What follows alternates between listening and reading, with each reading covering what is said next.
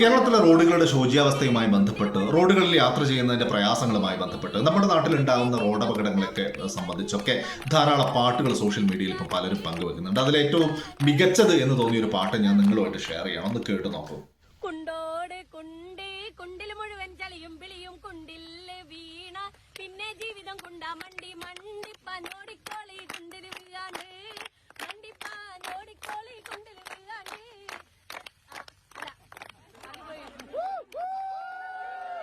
ചിത്തിരത്തോണിയിൽ അക്കരെ പോകാം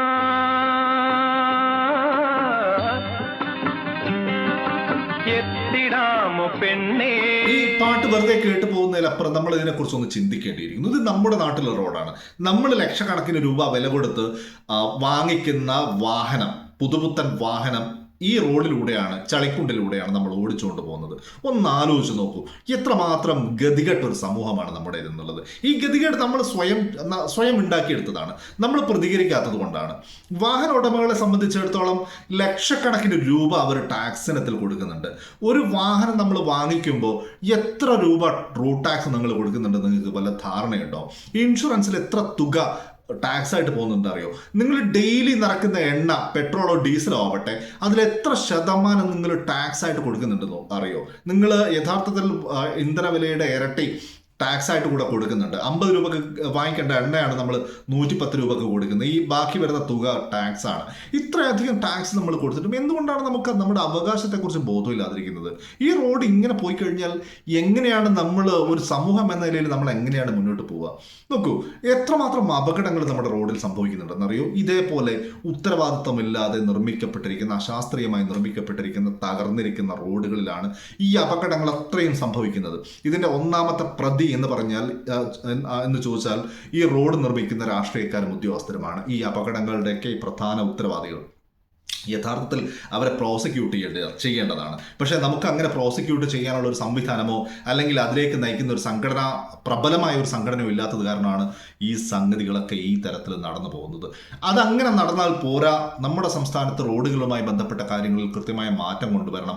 വാഹന ഉടമകളുടെ അടിസ്ഥാന അവകാശം എന്ന നിലയിൽ മികച്ച റോഡുകൾ, യൂറോപ്പിലും ഗൾഫ് രാജ്യങ്ങളിലൊക്കെയുള്ള മികച്ച റോഡുകൾ നമുക്കും വേണം എന്നതിൻ്റെ അടിസ്ഥാനത്തിലാണ്, ചിന്തയുടെ അടിസ്ഥാനത്തിലാണ് association of vehicle owners Kerala, അവോക്ക് എന്നൊരു സംഘടന ഞങ്ങൾ കുറച്ച് പേര് കൂടെ രൂപീകരിച്ചിരിക്കുന്നത്. അതിപ്പം സംസ്ഥാന വ്യാപകമായിട്ട് പടർന്നുകൊണ്ടിരിക്കുകയാണ്. വാഹന ഉടമകൾ സംഘടനയിലേക്ക് വന്നുകൊണ്ടിരിക്കുകയാണ്.